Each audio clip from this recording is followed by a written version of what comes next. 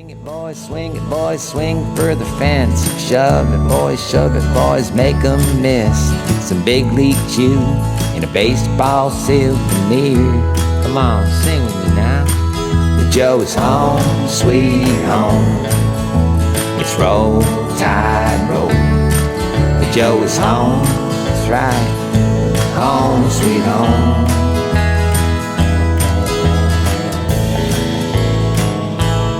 Hey, look, is that Roll Tide Willie over there?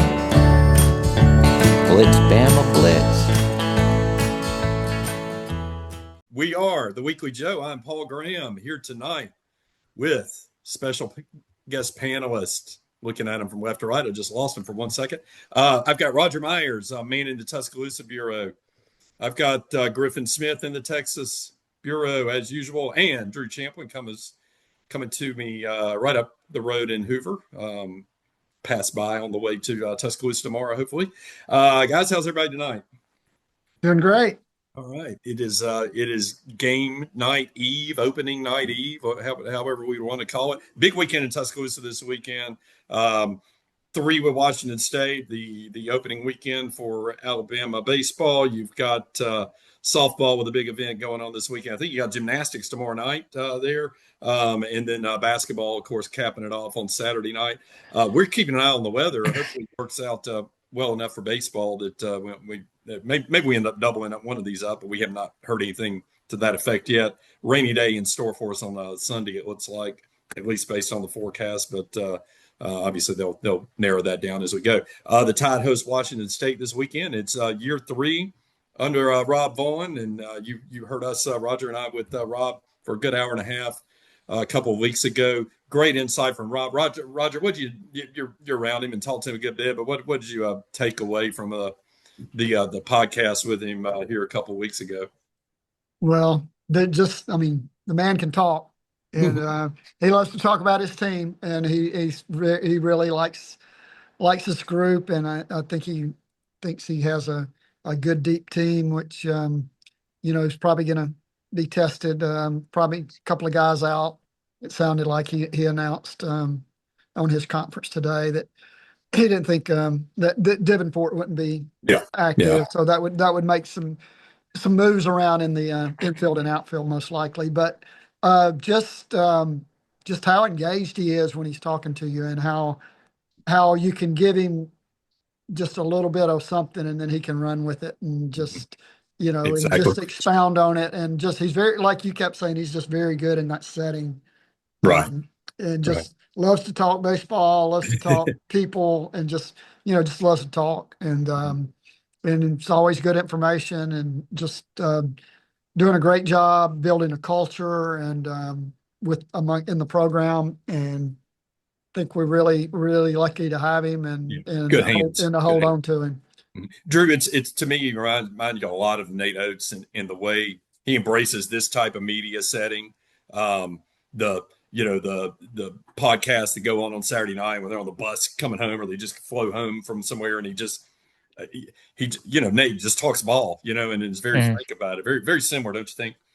Yeah, in a sense, I think Rob, Coach Vaughn, he really makes you kind of, as a fan, makes you kind of want to run through a wall, even no matter what no matter what the result of the last game was. Even if you're, our last memory of Alabama is blowing a lead in that Southern Miss game and then losing that first game. So, yeah, we've got a couple of 2-and-outs from last 2 seasons, but listening to him talk about this season and last, it's like, man, you're just ready to go. So no telling how well he can get his players fired up. And just this is year 3, so a lot of these are a lot of his guys that he's brought in, mostly. I know this previous staff recruited some guys, but just looking forward to seeing how this group plays and comes together. Yeah, Griff, and I mean, you heard the podcast.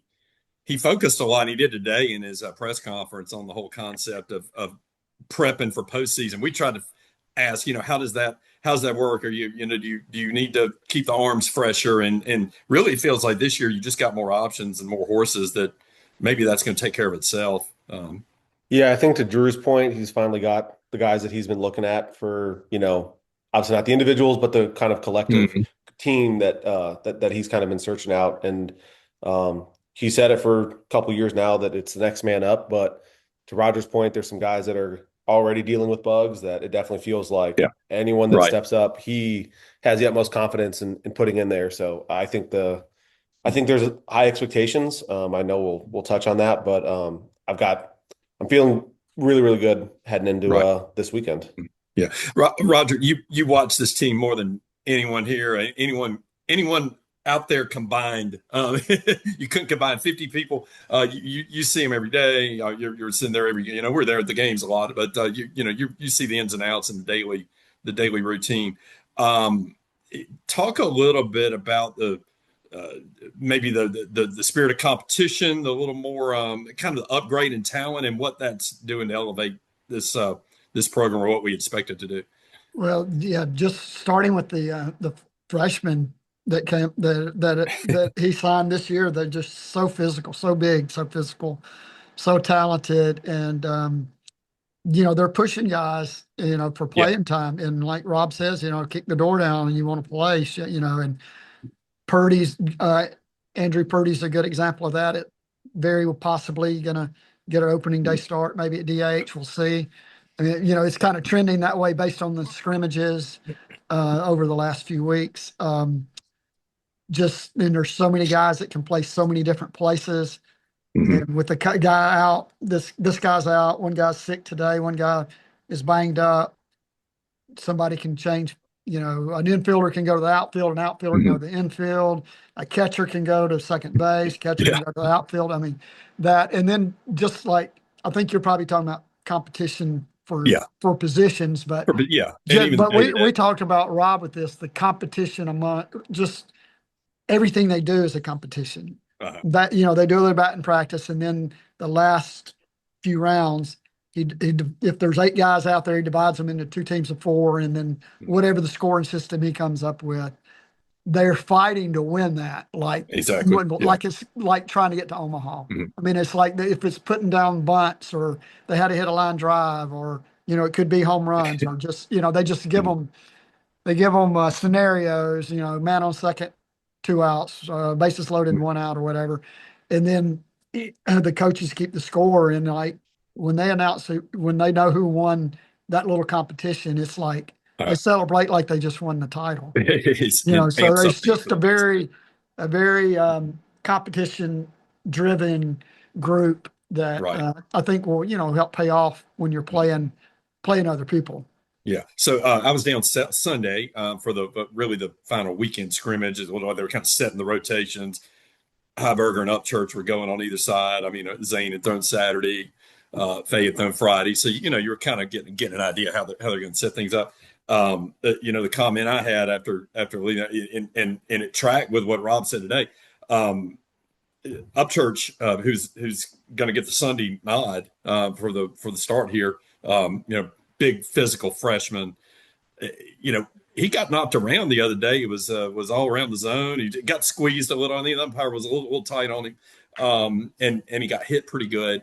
But it was kind of like a Fay game last year. When you gave up Yeah. 5 runs in first inning, about the fifth, sixth inning, he's still going. He's still strong. And you see guys like that. And I found it really interesting on Sunday how competitive he was to the end. And maybe they had him on a Right. 60 pitch count. And he was getting close to that, but was still very strong, very physical. So I was very impressed. But still was a little surprised just because I've seen it. Maybe it's going to take a little different mindset. The To have these young guys now and to see them go with him as the Sunday guy. George, did that surprise you that a true freshman is going to get the Sunday start in the rotation? I really thought it might be Heiberger, but I Yeah. believe they feel, and I would agree that he could be your bullpen closer or one of them. As we saw last year, you need more than just one closer. Mhm. So Mhm. hopefully, I think Heiberger obviously started some in the Cape and did pretty well and showed he can Yeah. extend a bit. So, I kind of figured if it wasn't Heiberger, then it probably would be Miles Upchurch. I didn't know. Mhm. Yeah, I didn't know. I didn't think they'd go Alcock or Blackwood. Yeah. Maybe they had different ideas for them, but I Mhm. guess it was 50-50 in my mind. I mean, you saw the guys throw, so Yeah. I guess I should ask you if you were more surprised or not. Yeah. I really thought, I mean, to me, it was just one of those things. There's always seemingly a mindset of the older guy maybe gets the nod. And Yeah. I think this is different. It's like Roger said, this is a different looking bunch of cats that he's brought in. You heard Rob a couple weeks ago when we were just asking, give me a name that's impressing you. The first guy right out of his mouth was Purdy, Griffin. I mean, right off the top of it, here was a newcomer, and you can kind of casually track statistics on some of these games. He's probably hit the ball better than anyone this spring on the team, maybe one other guy. So I think, Griff, your thoughts. I mean, there are a lot of young cats here that I think are going to get an opportunity, whether it be just on a random and then you can't leave them out, or an older guy struggles and you got to go with them and they earn their way. Yeah, I think it's um, the best situation possible. You've got guys that, like you said, may get knocked up that, are on the sideline for a little bit, but the young guys are, in this day and age of the portal and all that, having guys just wanting to come in and just compete. And these guys are just absolute dogs out there. I think that says a lot about the guys that Rob's recruiting. Obviously, kind of runs the gamut. You've got, local kid like Eric that, he's got accolades. Miles Upchurch has got accolades, but not everyone's going to be the, getting drafted sort of player. Yeah. So I don't think that anyone on the team is, thinking, oh, well, I wasn't that guy in high school. They're just all here and they're going to compete, which I think is, to everyone's point, you just don't know what's going to happen. I mean, obviously from here on out, I'll knock on wood. We're good, but we don't know. So having the depth, I think, goes a long way. And if they're good enough and they're pushing the envelope, I mean, it's I like that idea of, well, I can't not start them. So even if it's yeah, absolutely. Yeah. So let's start first part of the show here. Let's talk pitching. Okay, you're going with Tyler Fay on Friday night, a position very familiar to him last year as the year evolved. Once he kind of got that spot start and then filled that role. The good thing about Tyler, he ate up innings. I mean, he was no matter, you could bank on Tyler if again, I kind of go back up to the Missouri game, right? 5-run spot in the first inning, and you're thinking, oh my God, here we go. We're playing against this winless conference record team, and we're about to lose our starter 2/3 of an inning, and be kind of set up for the weekend. But he recovered. I mean, so it's that kind of veteran, like Rob said about Upchurch the other day. You didn't panic, never does. So he could chew up innings. Then you got Zane Adams, who's going to be starting his 3rd straight year. He's probably started 20 SEC games at this point. Is going to pile up another 10 or more, and then Upchurch. But you've got, and Roger, think of that. Dwell on this a little bit, because you got a lot of guys that came back, guys like a Hagen Banks or a Bobby Alcock or a JT Blackwood, Tate Robertson, who's been untouchable since school started in August. Right, he really has. You got a lot of veteran guys, or a lot of guys coming back, or second year or third year in the program, and you really feel like, Rob said it on our podcast. There are a lot more guys I think they can feel like they can probably trust now. Right. That it felt like last year we got so limited as you got down to those last several games of the year. Right. Yeah, it was pretty much Maddie, Braylon, and Oz. And Oz, yeah. Much, and right. That was pretty much your, and that was like every day. Even midweek, Tuesday night at Sanford, and you're having to bring in Oz to, save it or whatever. I feel like, and I think they feel that way. I get the sense that they feel like they've got a lot more options, that, you feel good about the starting rotation. And if those guys can get you 5 and 2/3, get you into the 6 most nights, that you've got a lot of guys to kind of fill those middle innings role. And then it's just going to be a matter of who closes. And maybe that's what we don't know. Where do you think that's going to fall? Based on the fall and what they were thinking, looks like Humphrey. Yeah, Caden Humphrey. We got to tell who these guys are. That's right. From North Florida transfer. North Florida transfer. And we play North Florida the 4th series of the year. Yes. So, and a Stetson guy before North Florida, by the way. Yeah. Look, we saw him in the fall, looked really good. Haven't seen him much this spring. Hmm. We'll see how that goes. But Right. like you mentioned earlier, Matt Heiberger, you can go Hmm. there. Hagan Banks has been, a good one-inning guy the last couple of years. Yeah. I don't know, And another year, like Bobby, another year removed from a pretty major injury, and right, right. And then you got the funky lefty like Steckmeiser, Stackmaster, yeah. and then Crowther lefty that's kind of Uh-huh. sort of a junk baller kind of guy, and then Right. South and like Carolina transfer. South Carolina Yeah. transfer, Austin Crowther, Crowther. and then who else? I got the list right here. Yeah. Luke Smyers, Yeah. left side. I mean, that's a ceiling guy. Uh-huh. You got some floor and ceiling guys. Like some of these Mhm. freshmen are ceiling guys that they have such a high ceiling. Like I'm sure at this point, Rob and JJ think, in this time next year, it's going to be Miles and Myers, Yes. Miles and Yeah. Smyers Smires. back to back like Faye and Zane right now, Uh-huh. because those two are just, Yeah. they look the part. They're both 6'3", 6'4", 220. He's just Luke's from the left side, and you saw his breaking pitches that he just that he put Uh-huh. that he can place anywhere. Uh-huh. Who else we got? Connor Lehman was one. I saw him throw 70. Layman, his off speed looked really good, and his Yeah. velos in the low 90s, 92, Spin 93. rate is crazy. A lot of movement. You noticed the spin rate for sure the other day when you were there. 27, 2,800 on a lot of this, and so just a lot of movement. Austin Morris is back. I mean, you got a lot of Drew. Austin, Yeah, yeah, he had a pretty good spring. right, and Yeah. and I mean he's 93, 94. I mean, you Mhm. and that's kind of a hard thrower for what we have in the pen. Right. We don't have those 98 We don't guys have a lot back of there. those. Mhm. But I mean, he could close the game for you, or fill a role and bridge, 2 or 3 or 4 innings. Uh-huh. He do both of those. So Yeah. Drew Heiberger is the one. I don't view it like Heiberger didn't lost the third starting contest. I mean, to me, I'm a little bit like you and Rob said today. He had some. Well, they said got sick, and then he had some issue, cut a hand or something. He's had some things that just didn't help, didn't really work out. Um, but so valuable in that kind of middle inning role, maybe even twice a weekend, sometimes for you. Yeah. Braylon Myers from the left side to Witt. Yeah, if you remember the Miami game of the regional last year, that was probably his best game of the season. He had a lot of really good games last year. I think really the only time I can remember just him getting tattooed was against Georgia, and he looked like it looked like they knew it was coming. But Right. man, he was really good last year.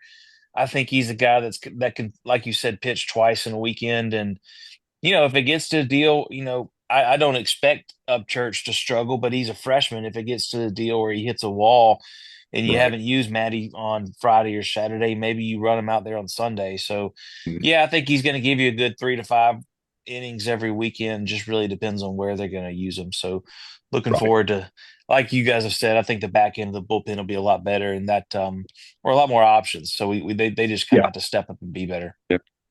Little difficult, little difficulty is so many guys spreading those innings out. Now, you get the benefit of in these early series getting to, dress unlimited guy, limited to 27 or 30 or whatever it is in the conference. So you got the whole arsenal available. And we hadn't mentioned Caleb Barnett, who, by the way, big right-hander throwing in the low mid 90s. But also, a two-way guy, plays third base. So, Griff, And another. then Joe Girardo has really Girardo, looked good throwing, and Evan Taylor as well. So those And Evan, three yeah. position guys. Right. Griff, talk about the importance of a two-way guy now. Though as you're going to be moving down to 34-man rosters, and the value of having two-way guys to pitch, or in our case, I mean the other thing, like Roger mentioned, we got 3 catchers that can play all over the place and can DH and that type of thing. It absolutely just adds to the flexibility. I mean, sometimes you just there'll be a night where we could have that midweek game at Regions Park and just shit's hitting the fan, and we just need a guy to step into the right spot, and you can plug and play people, and I think that what I keep coming to mind is comfortable. Like I continue to feel comfortable with the pieces that we've got that can Right. get us out of spots. So Yeah. Yeah. early season series, I mean, first couple weeks at home, obviously, then the team will come here to Frisco in a couple weeks, the end of February. So there's definitely plenty of time to plug and play to get the combination right. I mean, I'm hopeful Miles Upchurch has a really good preseason. But I think Rob would always say, I didn't get a chance to listen to his press conference today, but I know he kind of always reserves the right to, make those adjustments until we Exactly. get to Yeah. conference season. So I'm Right. hopeful that those guys are going to really show out. So. And shout out to Upchurch's mom for the church on Sunday. I hope they've trademarked that I and hope so. and sell merchandise. She'll be here this weekend, so we'll make sure she Church gets on some. Sunday. We're all going to church on Sunday.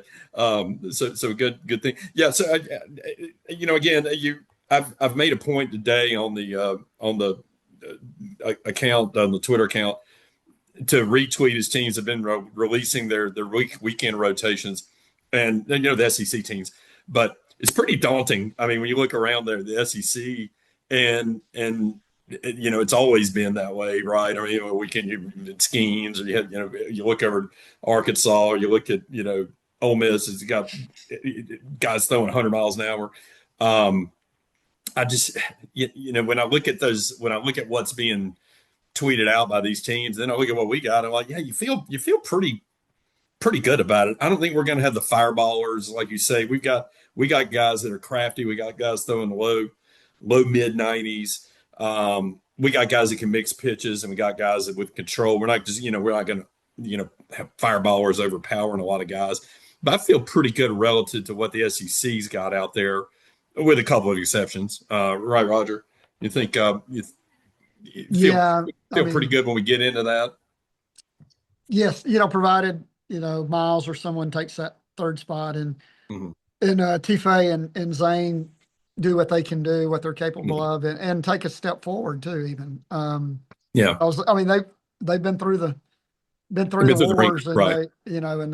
they know what to expect. So yeah. I mean, I think in the depth of the staff, I was just writing down pictures. I mean, like I'm down to like 20 guys that how are you going to get these guys innings? Yes, exactly. And, so, and you're talking about velo. I mean, we will have that soon, because you and I both saw Upchurch hit 96 on Sunday, and he's just going to get bigger, stronger, and more experience through the year. Yeah. So, more confident. I can see him being a Riley, Quick, Ben Hess kind of Sure. guy as far as that kind of stuff. And hopefully he's going to develop as well as everybody thinks he is, because he was a big draft possibility out of we're real surprised he didn't right. going off. Yeah. Man, but surprise. We've said it several times, but dang, those guys look the part. Yeah. I mean, he and Luke are just, I mean, it's incredible. It is. We hadn't had a freshman class that came in and looked like that. They got the bus. They look like an SEC team. That's the kind of the thing we talked a few years ago. We were like, we didn't look like it. Washington State coming to town this weekend. They, tough year last year. They went 18-36. They're 11-19 in the.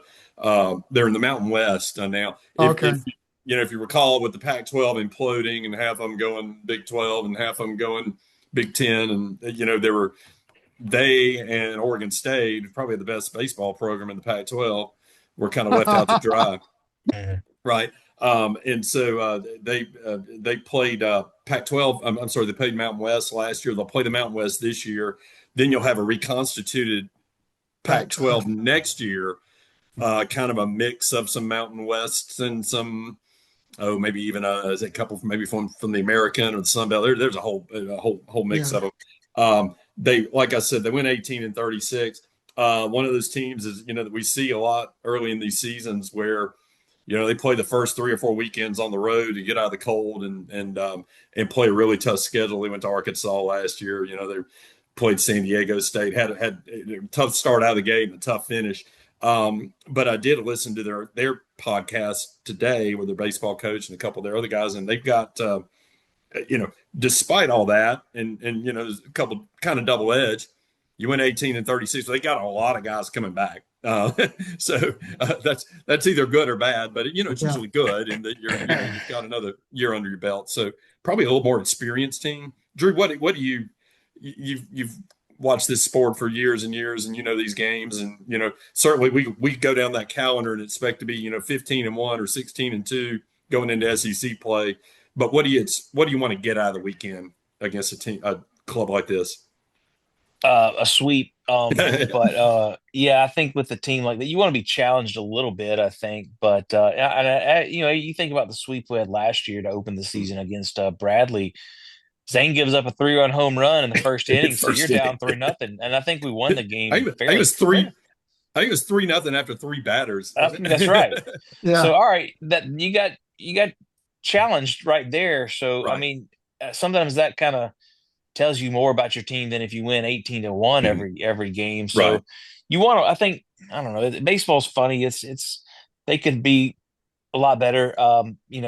Just to kind of drop up. I don't know anything about their team, but except a couple of names. Their Sunday starter is on this podcast. His name is Griff Smith. And I just realized that today. And then they have Brock Blatter, who came in.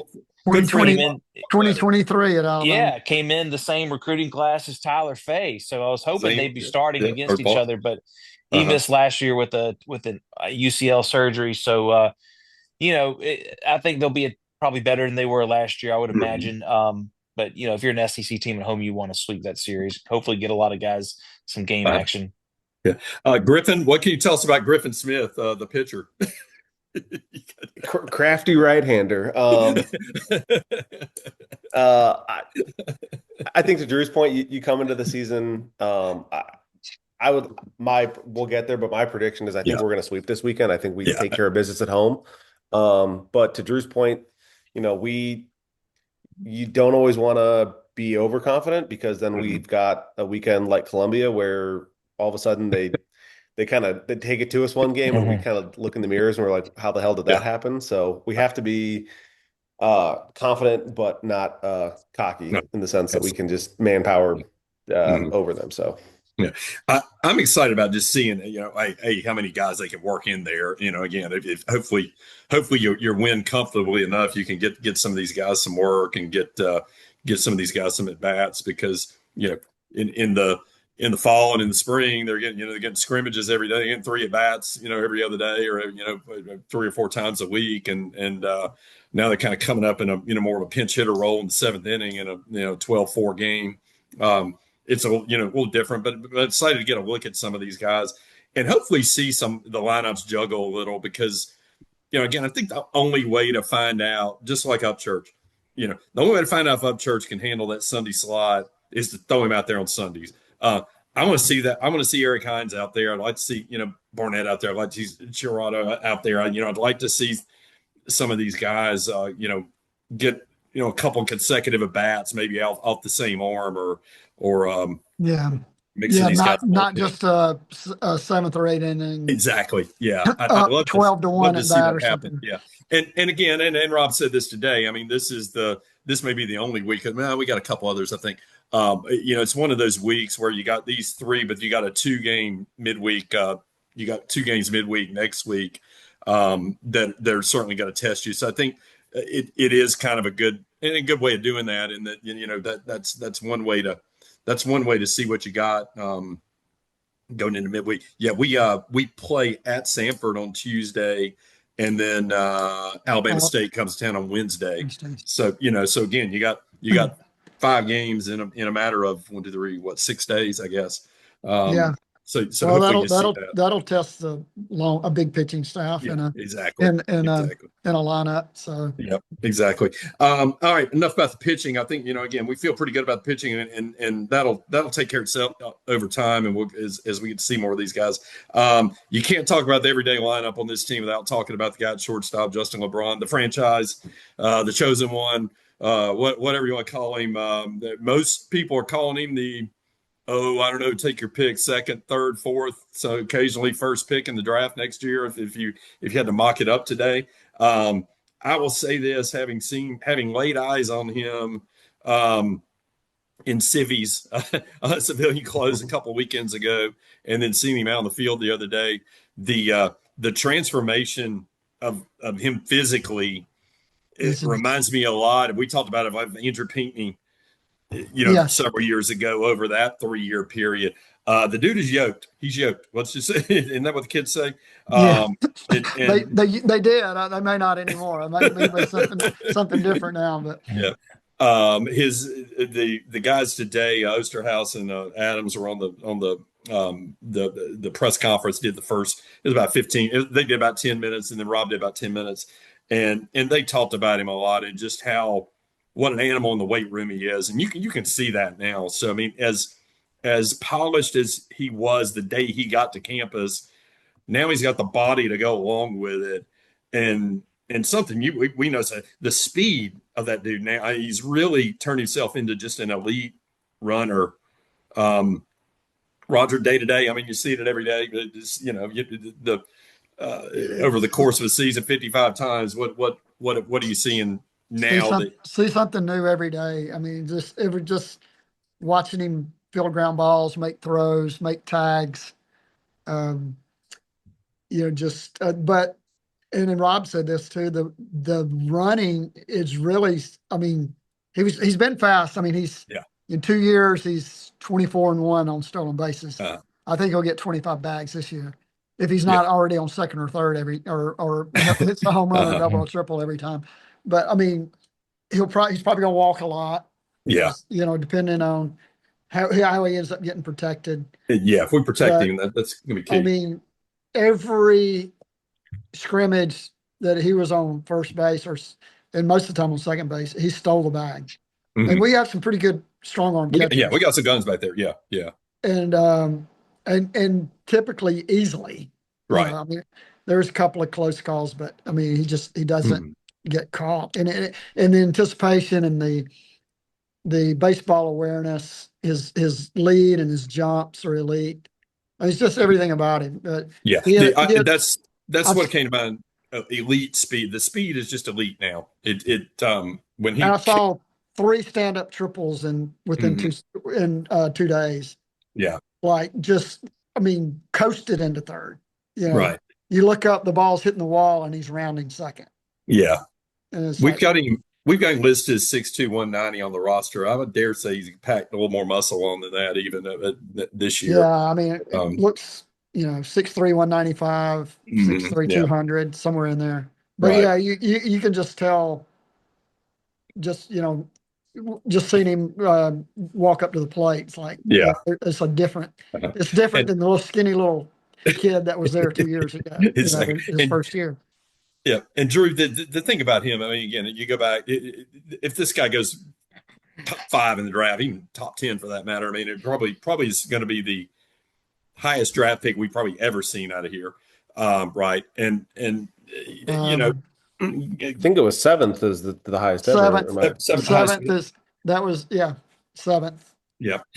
The legacy of Justin LeBron. I mean, what do you think, Drew? What when you talk about how a guy like this who comes to a program that wasn't on we would just want a regional when he showed up campus. But still, to come to a place, stay at a place despite everything that was probably thrown at him to go elsewhere, and to stick that. What does he mean in the tradition of Alabama baseball, or in the folklore of Alabama baseball to this program? Yeah, he's you just don't see that much this day and age. Guys like just. We didn't even have to do some kind of announcement saying he was coming back because he just knew he wasn't going to go anywhere. So, now it's legal to poach guys, or it's not enforced to poach guys. So I'm sure LSU, Texas A&M, they all wanted him this year and last year. So, what I hope for LeBron is that, he started off so strong last year, really didn't hit that well later in the season, struck out a lot. So hopefully that can be, if he corrects that, and I mean, it's kind of hard to put together like two halves of a season like he would have done the first, then he would have had 30 home runs. But Right.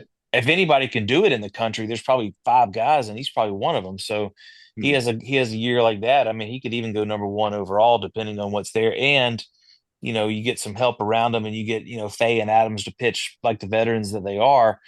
You're talking a deep run. So hopefully, a guy like that deserves to be on a team that can make a deep run, at least win a regional game, and make it out of one this year. What kind of jump, just real quick, what kind of jump do you want to see him do? Maybe like better splits in the conference. I mean, the conference splits are always, diverge pretty significantly, but I think I don't have the stats in front of me, but he struck out a lot late in like the last half of conference. Yeah. So pick up on that. I think you will. I mean, but it also depends who's behind him. Someone's got to step up behind him to where he's going to be seeing good pitches. Yeah. Freshman year, his splits were opposite the SEC. He was better in the SEC than he was in the preseason, because I guess as he got more comfortable and it went on. I mean, and that catches the scout size. Right. And I see a lot of scouts there, several times a week, and several of them, say they have him 1-1 rather than the right guy at UCLA. In their mind, of course, they see him, they see Justin a lot, and they don't really see him that often, or don't see him live anyway. Yeah. Griff, we had this discussion last year, and I think best athlete on campus, who's and we were quick to us, we're biased, is Justin. My brother John, Bama Pro Updates, was quick to point, no, it's Doris. and you probably he loves him some Doris. He loves Doris. Where do you think he falls now? When you look at best athlete on campus, the Ryan Williams is the LeBron, Phylon's pretty good. I mean, yeah, I mean, he's pretty remarkable in all the sense that, he's a franchise for sure. I mean, I think he's obviously probably one of the best individual talents we've had, baseball wise. Obviously, like guy like Prelip was really, really good. I think of Rogers' other number one, Taylor Dugas. I mean, he was a generational type talent. I think the biggest thing I expect, like Drew said, is hopefully just that consistency, the splits, the decline in the strikeouts towards the end of the season. But I think he's just got so much experience.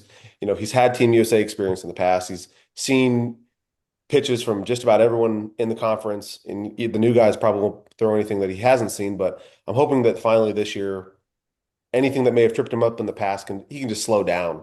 I feel like, and you guys are seeing him more than I have, but it seems like he's the kind of guy that can hopefully stay in the moment and just appreciate. I know he loves where he's at, and we're obviously grateful as baseball fans to have him here, and that he didn't go anywhere else. But I think this year everything will finally settle in that sense that he doesn't have to feel like he has to just rush to get things done. I mean, doesn't have to double clutch a throw to get it to first. He can just kind of relax and enjoy the ride. Because, like to Drew's point, if he has a great season, the pitching does its thing.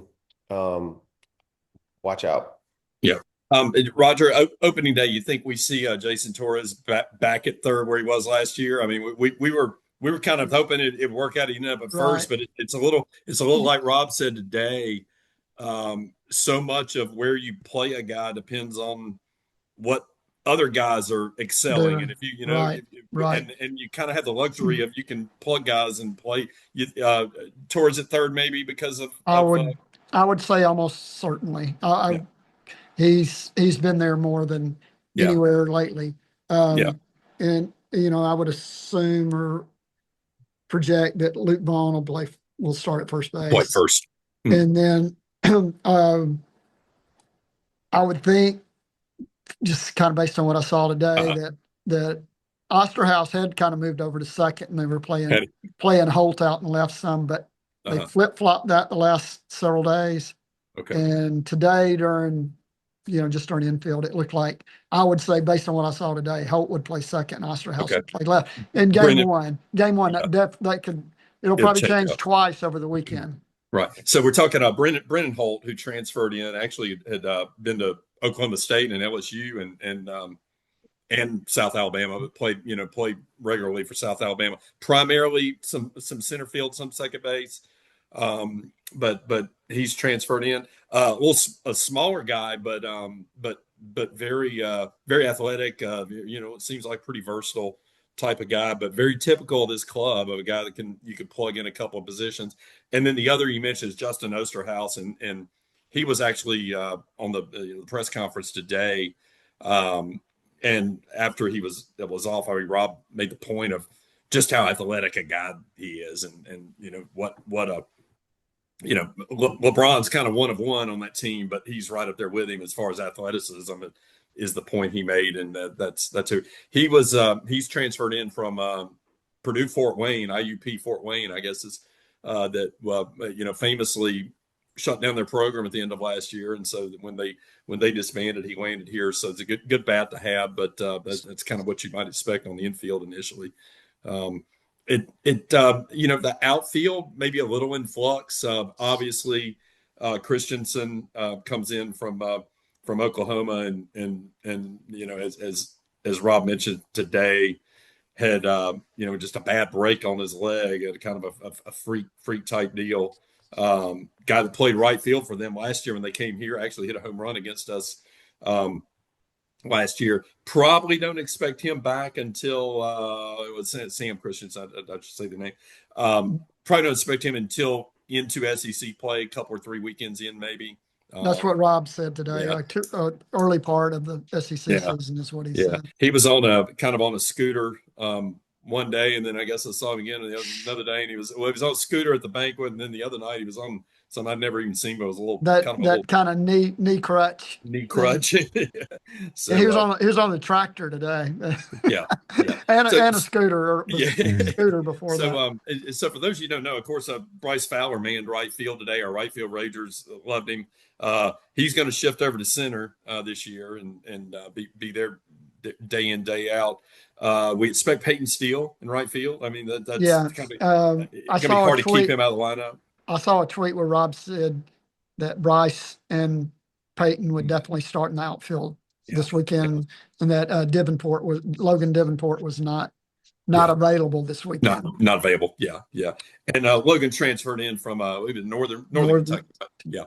And was projected to be a pretty solid hitter for us, and hopefully fill one of those outfield slots. So while all that's going on, you got a little bit of an injury bug, but the depth to kind of cover it. Maybe not with the most conventional of outfield players, but Drew, you feel pretty good about what we're going to put out there in the field day one.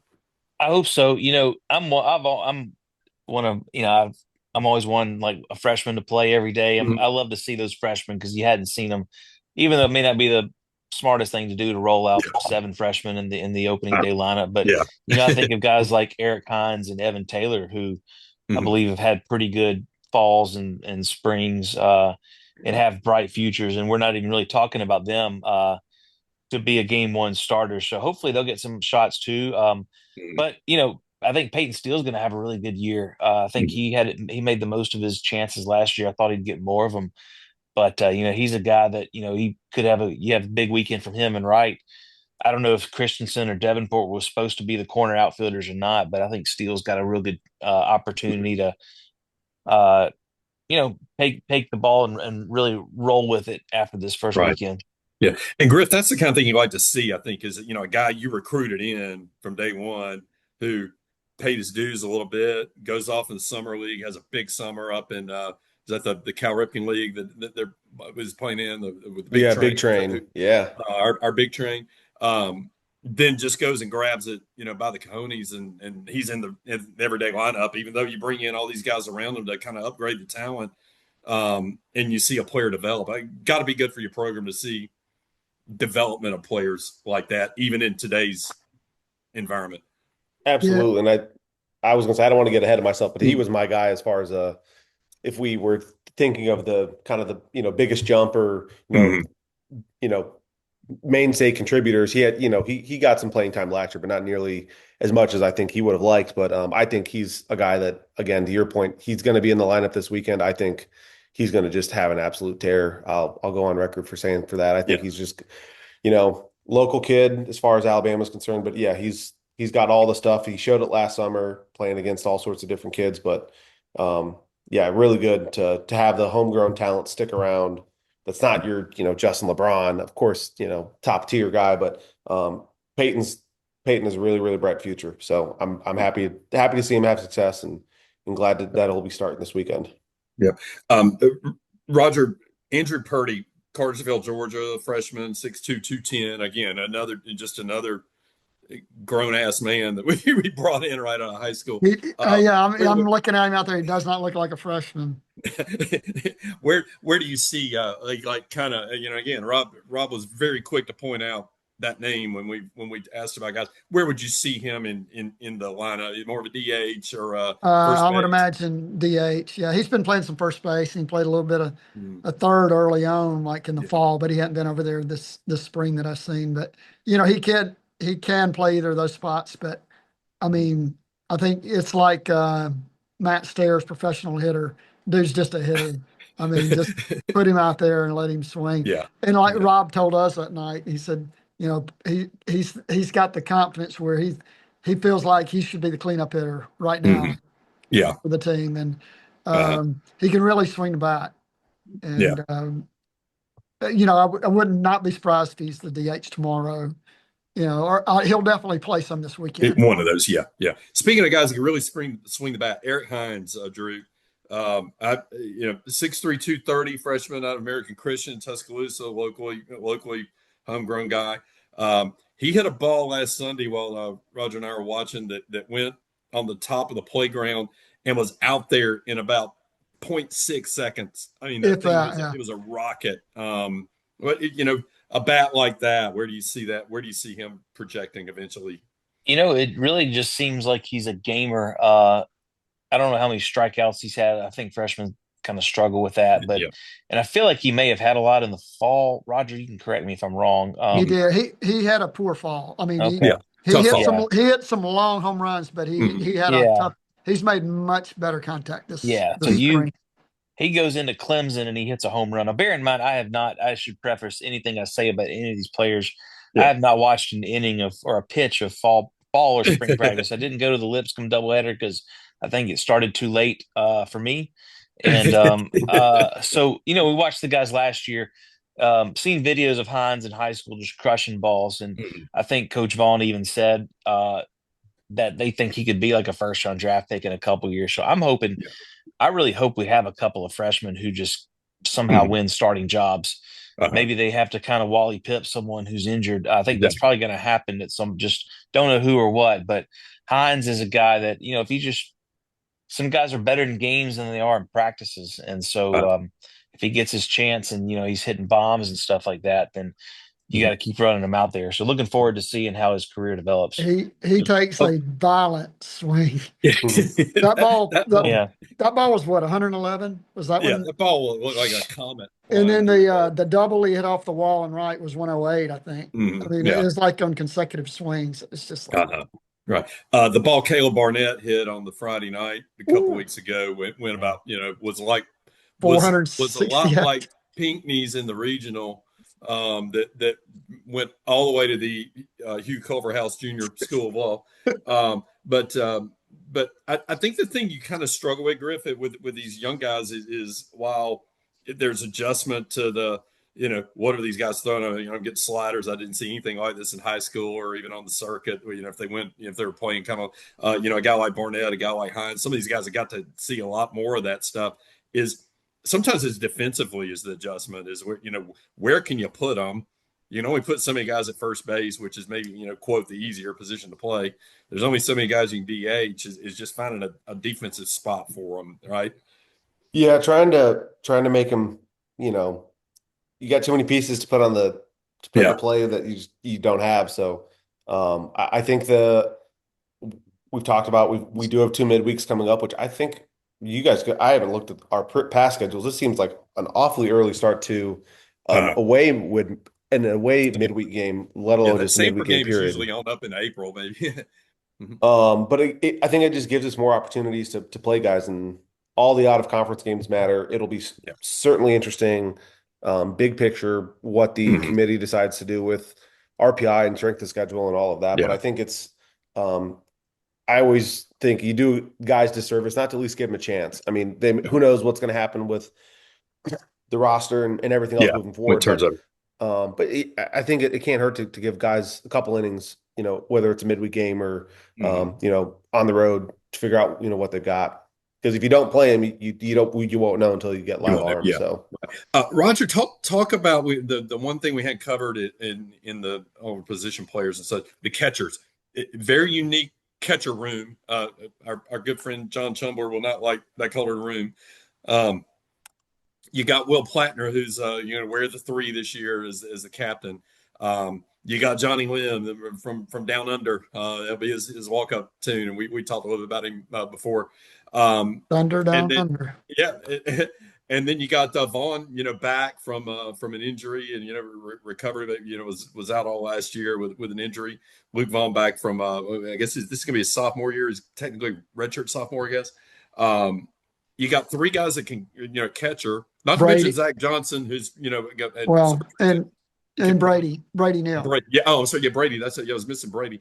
Help me with. I mean, where do you need to have that many good catchers that can also do other Yeah, stuff? it is, but I mean, you know, won't expect Zach Johnson No, not this year. to play. He had Right. shoulder surgery in the But summer, when he but does next year, he's get going to ready. be a superstar. Yeah. Um, Luke Vaughn's playing first base. Have not Mhm. seen him behind the plate Not at all. Okay. since the fall. He caught some in the fall, but did not throw. Okay. And I haven't. He's not been back there this. Okay. I think, but he's making throws from first base. So I mean, he hmm can throw He the can, ball. I just he's probably not up to his standard of when right. he was catching. So that leaves you your captain, hmm your big left-handed bat you got out of the portal, and then Yep. Brady, who's very experienced. So you got three legitimate guys that are healthy and good to go. And Plattner being the captain, I would expect, and he's done well too. Yeah. I would expect him to start the first game at least. Uh-huh. Then I don't know how they'll divide it up. Johnny's done really well. Brady was banged up for a little bit, but he's been Yeah. back and doing Yeah. well. But also, he's played some left field. He's played some second base. He's played some right field. So there's a lot of places he can go. Will and Johnny, I pretty much catcher DH would be, although over the couple of years, Platt's been in left field before, been in Yeah. first base before. Johnny's, I've never seen him do anything but catch. Good catch. Yeah. Yeah. He's Uh, built like a catch. He's six. yeah, He's I mean, he's he's a 6'3", 230. He's a big dude. big boy. Yeah. He So, I mean, I fights think we can get a kangaroos. lot of production out of the catching position. Just may be a three-headed monster, Yeah, or exactly. Yeah. you may get, say you get 15 home runs out of your catcher. It may be 5-5-5, Right. or 8-7 and whatever. So, Uh-huh. um, very, very possibly have a better offensive production out of the catcher this year than we did last year. Yeah. Will was hurt Johnny. some. Brady, Yeah. and Brady struggled last year at the plate compared Play. Yes. to his But previous year. did some timely things. Oh Did yeah, some yeah, good yeah. things up I there. mean, he's going to get on, but good eye, he walks a lot, Mhm. good on pace percentage. But compared to what his LSU production was, it was down last year. Yeah. Mm-hmm. Johnny Lim again. I like to kind of let everyone know who some of these guys are, because as soon as like who they're all coming in from elsewhere. Previously at Southern Illinois, big like I said, you'll see this dude behind the plate. I mean, he's built like a big league catcher. 6'3", 230, but from Brisbane and Australia, but came from Southern Illinois in the offseason here. The other thing I meant to mention, we mentioned Jason Torres. Talk about another transformation of a body. Very svelte. Trimmed Yes. up. What do you think? 30? Do you drop 30 pounds, 25, I'd 30 pounds? It looks 25 to 30 to me. I mean, Yeah. like you said, kind of the uniform's kind of hanging a little bit. Yeah. I mean, he still looks strong, but I mean, Yeah. he looks svelte. Svelte. Svelte. He can move around. I think he probably moves around a little better. He seems to be picking the ball at third better than he was before. Yeah. He's such a good first baseman. He is our best first baseman. It's just you got like I said, you got to get another bat in the lineup, and Right, at some right. point, you got to get them somewhere that they can play. So, So, I mean, it's fortunate he can do both. mhm. And, you know, obviously it could DH as well, but you know, he's had a very good spring. Much better contact, you know, a lot of Yeah, power, better at laying off pitches that he was chasing Chase. Yeah, in the past. So hopefully he's poised to have a big year. yeah, right. All right, let's get into the kind of the more fun part of the evening, and let me find. I got a bunch of different sources. Give me your predictions. Let's do three predictions. I'll start with you, Drew. Give me a SEC record. Tough to do that in February. Um, let me think what else. Give me a sleeper who's going to excel, and give me a freshman who's going to excel, and give me reasons why. So give me your. Okay. All right. All right. I haven't even looked at the SEC schedule this year. I know Uh, we play at Texas yeah, and we finish with Ole Miss. I'll it's go tough. six. Yeah. I'll go 16 and 14 just for the heck of it. I think basically we're picked 12th. I think we're going to finish somewhere 7 to 10 range. Maybe we'll finish a lot higher, but I kind of think based on the past, Yeah. 7 to 10. Breakout. Um, I mentioned Steele, but I really think Jason Torres is going to have a big year, and I think he's Right. going to cut down on the strikeouts and probably hit a couple more home runs and get that average up a little bit in SEC play. So he's a guy I look for the big bounce back. And then freshman,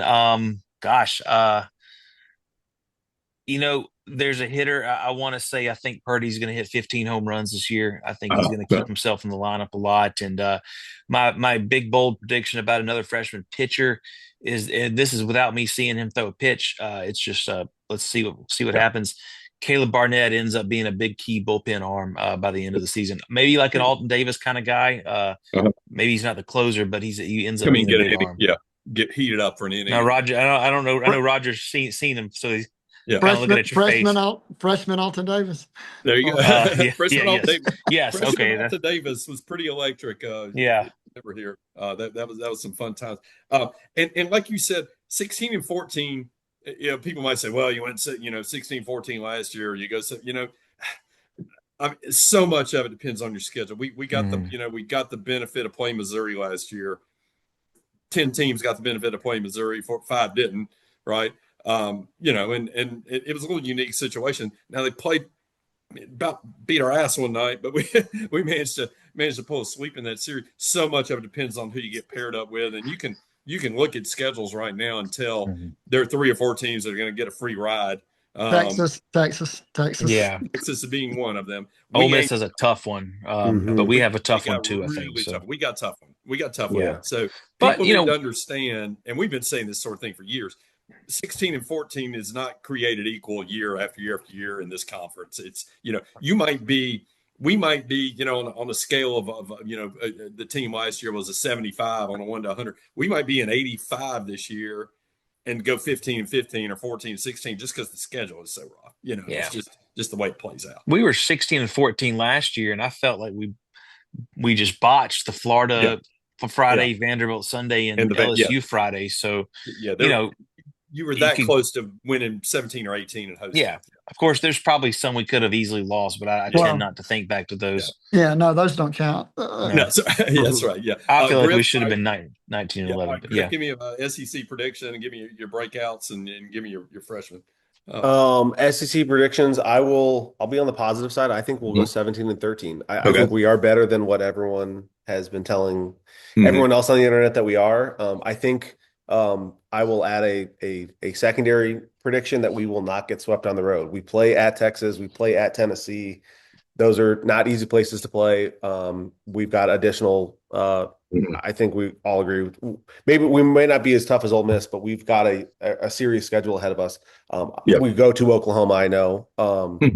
I don't think that this team will get swept on the road. So I will eat my crow in the future if we get there. But I'm confident of this team. I think we'll finish 6th or 7th in the conference. I think it'll be just another strong year. Freshman that I'm most looking forward to, I would say Purdy. Just it seems like from talking with you all that he's coming on hot as of late, and I think he's going to parlay that into a strong freshman campaign. So I think my other guess was going to be Miles, but Miles, yeah. I may let somebody else take that. I don't want to say the same as everybody else. And then I think a sleeper, I said Peyton Steele. I think he's going to have a really, really big year. He's going to lock down, I think, in the outfield, and I think the plate discipline is going to continue to grow for him. So I will stay pat with Peyton. Yeah. And the Rangers are going to love him because he is like full on Gump. He is about as tied as it gets. He's yeah, right. All right, Roger, give me your predictions. Let's see, Texas, Oklahoma, South Carolina, okay, Tennessee. Well, 16 and 14 is a hell of a good record. Pretty damn good in this. Yeah. Yeah. Yeah. I'm gonna say 16 and 14. Probably won't go 25 and 0 in midweek this year. Yeah. I mean, that was great playing, but some fortunate situations too. Exactly. Yeah. Down 10-0 to Ohio State and that kind of thing. Plus, we got a very tough road, tough out of conference. Yeah, we really did. Yeah, I mean, a lot of road games at some very good teams. So, exactly. Yeah, Southern Miss. You go to Southern Miss. You go to South Alabama. You got Austin Peay. You Troy. You got home and home with Troy. I mean, that's a tough, challenging midweek slate. Yeah, if we go 22 and 3 there, 16 and 14, 37 and 17, I mean, it should be talked about as a possible host that way. 37-17, you might be a better team than you were last year at 40. And well, that's only 54. I guess I misadded one somewhere. So maybe 37 and 18 or 38 and 17. But yeah, you're right. It depends on the RPI and whatever those other things Mark Etheridge was talking about. Yeah, that's right. Something KI and something else.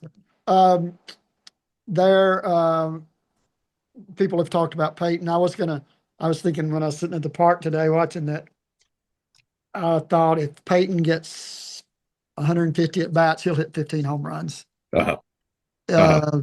got, I mean, I think double-digit home runs, even if he plays part-time, but if he can get his 150, which isn't quite full-time, that's, normally low 200s or so. He's an aggressive swinger, very aggressive swinger. But it's a very controlled though. I mean, he's not swinging out of his shoes or anything like that. Freshman wise, I'll just go kind of off the beaten path just because kind of known. Joe Girardo will help on the mound and maybe get a few big hits during the year. Okay.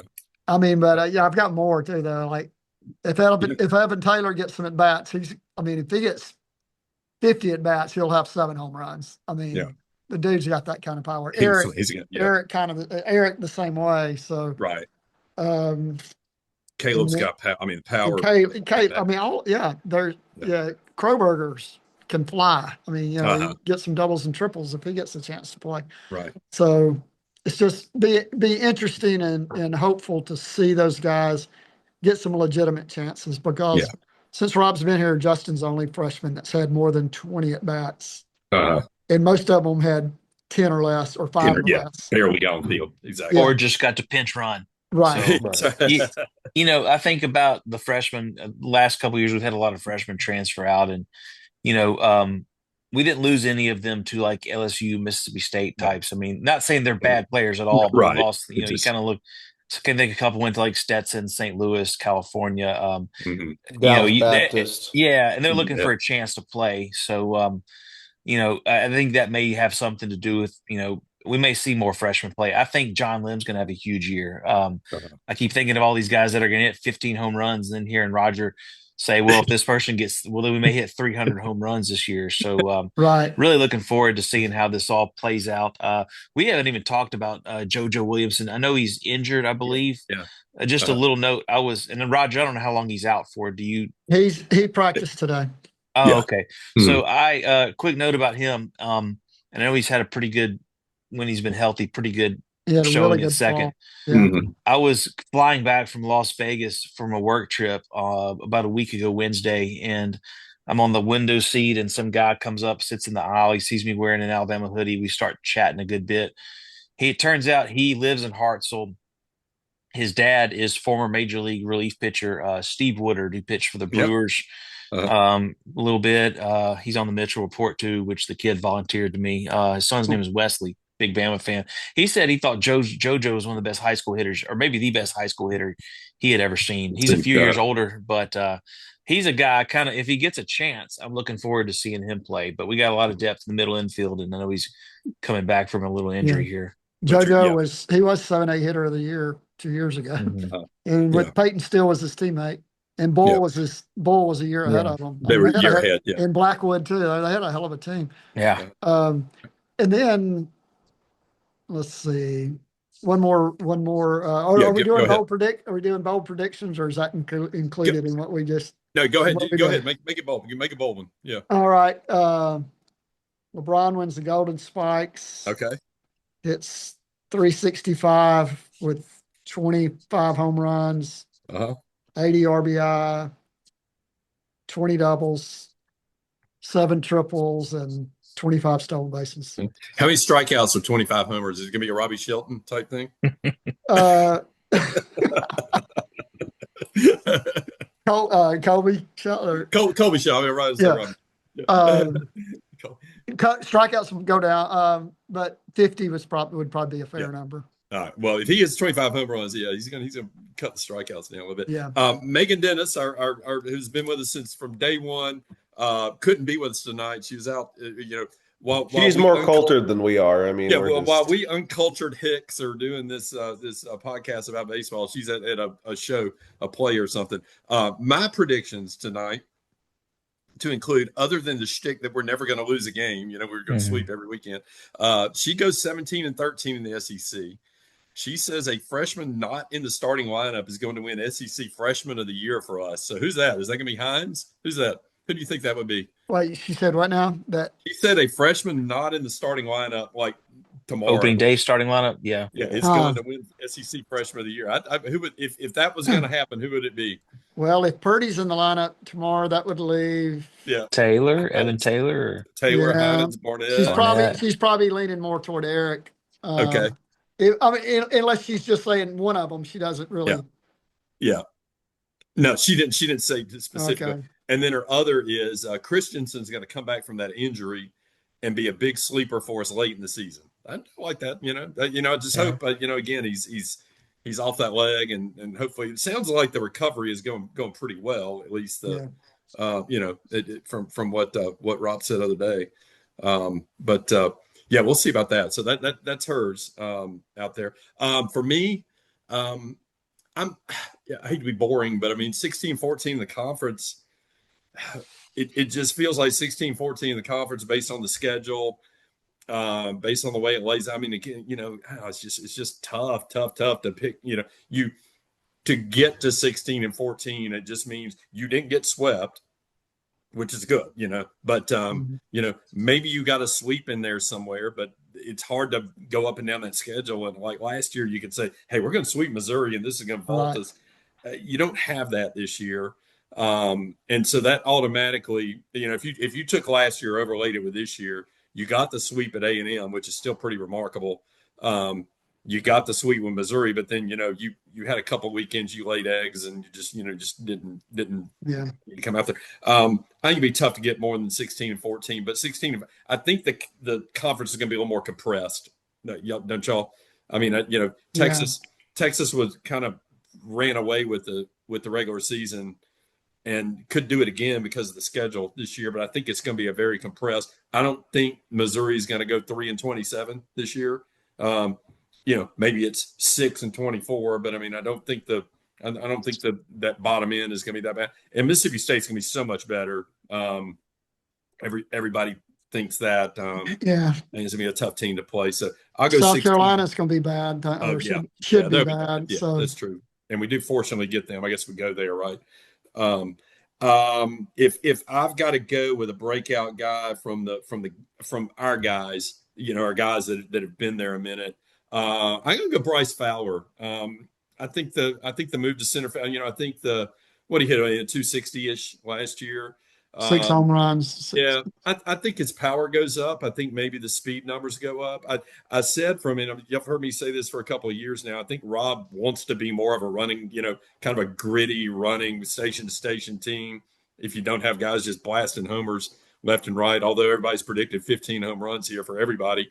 So I think Bryce drives that for us. If Bryce is leading off again, maybe you get a little more speed production out of Bryce. The glove, very, very excited about having him in center because he covers so much ground out there admirably in right. But I mean, I feel like we're pretty solid there. And if I got to go with a freshman, I'm gonna go Luke Smyers. I mean, he may not the opportunities may not be as much, but maybe ends up being a midweek starter guy. Maybe he kind of ends up being. I can't remember the guy at Vanderbilt a few years ago, but remember they had a guy that went like 10-0 because he threw midweek games and he won every one of them, and then he ended up being a weekend starter later. I'll think of the name in a minute. I don't know. I think from what I've seen, what we've talked about with Luke, what I've seen every time he's out there on the mound, I think he might be our kind of our breakout guy from a freshman standpoint. I think that's a good one. And yeah, so I sat a lot with Miles and Luke during scrimmages because freshman pitchers have to chase foul balls, and it just seemed like they were always there, and so I talked with them a lot. They're just both very mature, very, very, very well spoken, very, just they're mature beyond their years for sure, physically and emotionally and mentally. So that's a good choice. And you saw what he could do on the mound too. I mean, Connor Lehman's another. If I got to go with a pitcher, like an established pitcher, I think Connor Lehman is another. I mean, the stuff I saw him throwing the other day. I mean, it was a small sample size, but just again, the spin rate being just crazy. The movement, kind of the angle, the arm angle he goes. He's kind of a guy I picture a little bit like Heiberger was. I mean, when I was thinking watching him, first of all, I thought Heiberger would probably be the Sunday guy, and he would be our Heiberger. Now you got two lefties. I mean, you got a lot of options there. If he's going to be a pin guy, he would, which I expect he is. An inning of him coming in a little bit, Chase Lee coming in, throwing at a funny angle. Yeah. Osmer throwing in a little funny angle, a little bit. The angle's not just crazy funny, but it's just the spin rate is such. You need to see that guy a few times before you're gonna time him up, I think. And he's legitimately a crazy man. I mean, like he's a wild man. He's your lefty reliever, Hobosky kind of guy. Yeah. I mean, the mad Hungarian, the mad Tennessean. But that's a good choice. Yeah. All right, let's do this. We got a few questions on the Twitter account that we'll cover when we put it out for and y'all may have some others you just want that there. Tyler Wilcox at Johnny MySpace, who we're going to have on here. We need to get him on here some this year. There are a couple of guys like him that are just so in tune with what's going on in the program. With Fowler, Torres, and Platt now taking their second trip around the sun in SEC play as contributors, which of the three stands out most as the second season Tommy Seidel breakout candidate? That's a great question. For anyone, we're pretty niche broadcast and everybody knows what we're talking about. But second season Seidel is the jump Tommy Seidel made from 2022 to 2023 when he came in from Harvard and hit low twos, 230, 240, and then jumped. He was 340, 350 in his senior year. In 2023 when we made the run through the regional. All right, second season Seidel. Who's it going to be? I said my breakout guy was Torres, so I think Drew hit it with Torres. With Torres, you think? Okay, all right. 15 bombs. Griff, you think it's that big of a difference? A guy that actually, I mean, he played in the ACC. I mean, it's the ACC, the SEC. I mean, there's a pretty damn competitive league. You think? Of those two, I'd probably go Fowler because that was kind of my breakout guy a second ago. Give me an argument for Platt, maybe. I think probably everything that Roger has seen over the course of the fall. I mean, he wouldn't be number 3 if he didn't kind of, have all those characteristics to show the ownership, toughness, Right. and grit throughout the offseason. But I think finally having uh, consistency behind the plate is going to help them. I mean, I know that they Yeah. were kind of back and forth a little bit last year, Yeah. but yeah, I think they're all. I think they're all worthy candidates. I'd love to make the joke that not every school's got the Wake Forest pitching lab of excellency that they have, but I hope that it slows down because I know Right. Torres had his struggles last year, so I hope that it does slow down for him a bit. Yeah. Right. But Good deal. more reps for sure. All right. Here's a follow up he had. Again, Tyler Wilcox at Johnny MySpace. Also, who would be your sophomore breakout pick? So, again, the freshman last year between Lehman, Pacey, JYJ, Steele, and JoJo. Oh, Easy one, given who we think is going to be in the starting lineup. Yeah. yeah. Steele and Lehman, we kind of have said, or some of us have. I think that's pretty easy, and given what we've seen of Steele, given we know he's probably going to be in the lineup tomorrow, and have the chance to kind of lock in a lineup position. APBC at C Brizio, whose avatar is Anthony Pacey. He's the Anthony Pacey account of fan club or whatever account. Over under on 19.2 pitches innings pitched for Pacey this year. 19.2. I mean, 20 is a lot of innings for It is. a guy kind of probably a relief guy. I mean, maybe has a role in some midweek initially. Do you see? Let me phrase it this way: him specifically, maybe some others. Who do you see as guys that maybe you're going to see throw a couple of innings in midweek and do it a couple of times in a row, and maybe then vault to the weekend? Who do you think that might be? Whether it's Anthony or Smyers. Smyers, yeah. Did I say his name is Smyers? Is that what we're calling him? Smyers. Smyers with an S. Myers with an S. I feel like Dick Vitale botching everybody's name. I know. Same. Well, yeah, I mean, probably 15 to 20 innings. I mean, if a guy gets 20 innings when you got 20 pitchers, this many pitchers. Yeah, that's the thing. Yeah, I agree. So I guess I'll say under, but not much. Yeah. Okay. Any other thoughts on that, guys?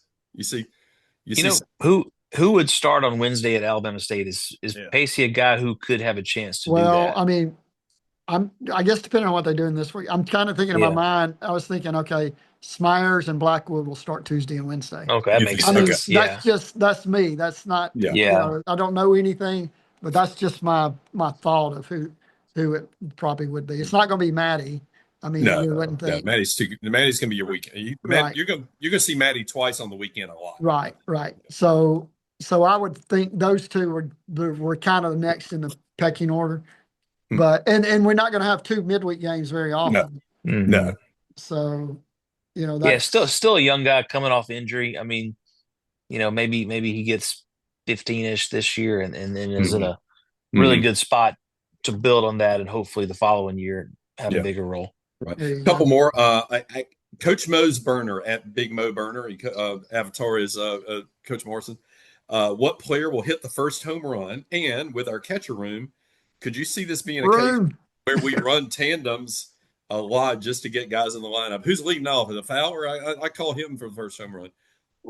He did the last scrimmage. It was Fowler, then LeBron, and LeBron hit leadoff for a couple of scrimmages in a row. Okay. So you'll say Fowler. I'll just take the easy way out and say LeBron. Let's say LeBron. What about you guys? I'm going to go Lim. Johnny Lim. I guess I have to cross my fingers that he's in that opening day lineup. So we might. That means we don't hit any on. That means we might didn't hit any on Friday night. That's my caveat. Like, all right, if it's a guy, and I may be stealing Griffin's answer here. If it's a guy I know is going to be in the lineup, I want to pick Steele. But if Lim is in the lineup, I want to say him. All right, Griff, who you got? I will not say Steele just so I can let Drew take that. I will say our captain, Will Plattner. Okay. He had one homer last year. I think he comes out to a hot start. Matches it on opening night. Okay, That'd be a yes. 2-game homer streak for Will Plattner because his homer Yeah. came in the last game of the year. And we did talk about the catcher room a lot. Well, we didn't talk about it, and this might kind of go into that question order. I mean, maybe Fowler leads out, maybe LeBron probably is 2, JT 3 maybe, or Osterhouse. Yeah, you see Osterhouse is kind of a 4 guy. They used Osterhouse there a lot, during the scrimmages. Yeah. And then the last couple of weeks he was further on down the Okay. order. But Right. then it was Luke Vaughn a little bit. But the majority of the time in the scrimmages it was Fowler, LeBron, Osterhouse, Vaughn. JT was down anywhere from 5th to 7th. It's 7th. Okay. Yeah. Okay. Peyton Steele was there in 5th to 6th, somewhere in there, and they and Holt was 8th and or 9th, depending. Okay. Although in the fall he let off, but that was two different teams each time. So right. Okay. It'll be interesting to see. Yeah. You got to protect LeBron. I mean, at 2, assuming he's 2. I mean, I'm assuming he goes 2. Any case you got for batting him leadoff? More at bats over the course of the season, maybe 10 more at bats over the season, 12. Yeah. I don't know how that math works on that, but kind of major league analytics maybe would go into play there. To say, it's kind of an Acuna thing, Ronald Acuna batting leadoff. Yeah. Second, you hate to take an RBI chance away from him, exactly. but that means the leadoff guy has to be on base. Yeah. Fowler's on base percentage wasn't outstanding last year. No. Yeah, he's got to be better. He's got to be better there, and then whoever you got behind him, I just had Osterhouse. I felt like Osterhouse would be the guy. He needs. You don't have a Cade Snell to put there. No. Mm-hmm. And that was huge. But and Osterhouse hopefully can be that guy, or somebody. If it's Luke's hit real well. If it's JT, if he continues to do, and I imagine that the lineup the order we see Friday won't be the same order in 3 weeks. Sure. No, sure. It never is. Right. Right. Okay. All right. Let's do this. Last question. And then I got Patrick Hill asks, which positional player starting spots are set in stone? LeBron always at short. I mean, we talked about the lineup, which are still a battle and who is competing. If let's phrase it this way. Where do you think, which position on the field do you think we'll see more guys play at? Right. Obviously, it's not short. It's probably not center field. Catcher, of course. Catcher's given. Yeah. Catcher's given. Yeah. I mean, left field, second base, third base, first base. Yeah. I think right. I think Peyton. I think Peyton and Wright is pretty locked. Yeah. And I think it's going to do well there. Right. I mean, assuming everyone was healthy, and available. Mm-hmm. There's probably going to be some swap outs, but I mean, right now obviously you say LeBron's, penciled in every day. Fowler is penciled in every day. And that's really maybe it. Yeah. Okay. Torres, last year was penciled in every day, and it could be at one of a couple of different spots. Yeah. So, Griff, Drew, any thoughts on that? Last year, Torres and Fowler had parts of the year where they struggled. Probably Torres more so than Fowler. Yeah. Then Fowler would go on a hot streak. This year, I think you got guys you could put in there if they're slumping. I mean, if Fowler's hitting 210 in week 6, you can put somebody. You could put Hines in center or something. Right. I don't think you will. I think he's going to have a good season for us, but I think we do have more options. And then Rob's always said that he hits his best player number 2, and that would be LeBron. So maybe unless there's coaches adapt, maybe something changes. But I think of it's weird seeing Tommy White was hitting leadoff for LSU a couple of years ago. That's just the weirdest thing. I'm just baseball's changed so much. Almost 30 home runs. Yeah. Yeah. Yeah. Well, Kyle Schwarber. Same thing. Yeah. Yeah. Well, different name. Griff, any thoughts on that? Just where you think you'll see the most upheaval at position play? Yeah, I think infield got more options than anything. I don't think we'll Will Plattner pull a Macasetti and have all but maybe 6 innings of the year behind the plate. Yeah. I think we will see a little bit of change back there, but yeah, I mean we have the flexibility. So if something happens, whether it's injury or a slump, I don't think that Rob will feel handcuffed to say, well, I don't have anyone else to put in that spot. I think he'll be able to Exactly. put a guy in there and either break him out of a slump or some guy gets hot and again forces the hand of like, well, I can't take him out now, which is a great problem to have. So yeah, very good, very good. All right, folks, I think we have covered the gamut. I think we've got everybody queued up, ready to go. Don't want to overdo it. We got a season to pace our way into.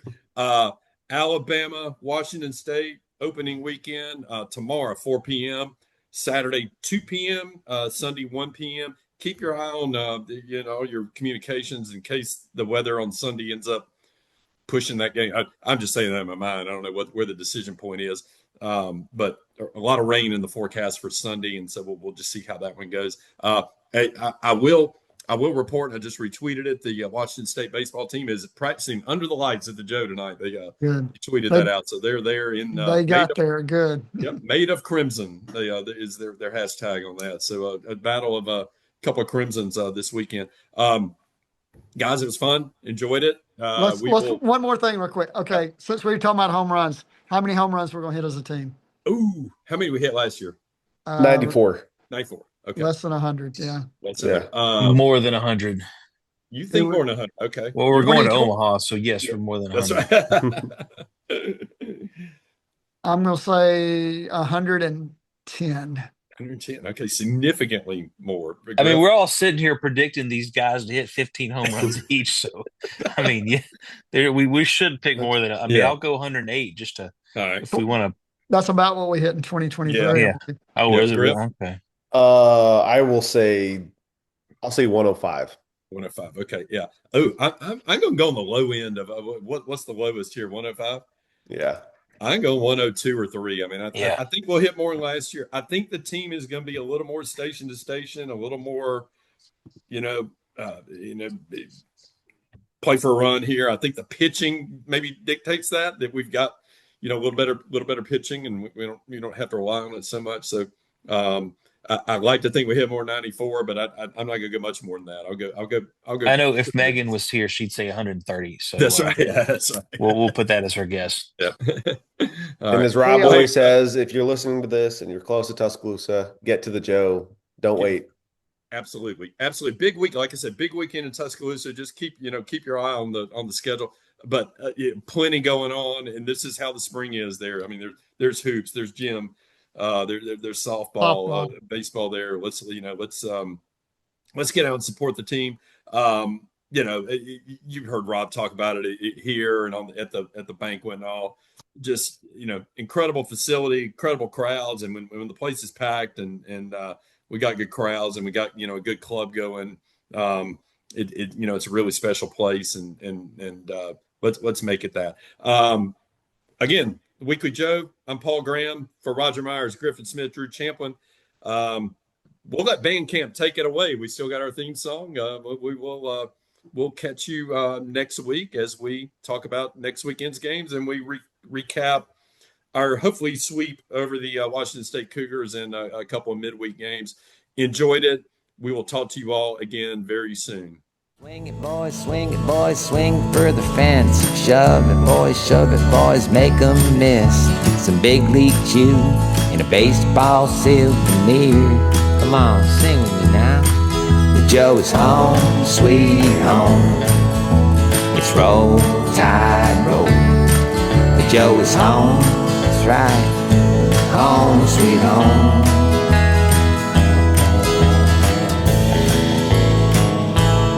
Hey, look, is that Roll Tide Willie over there?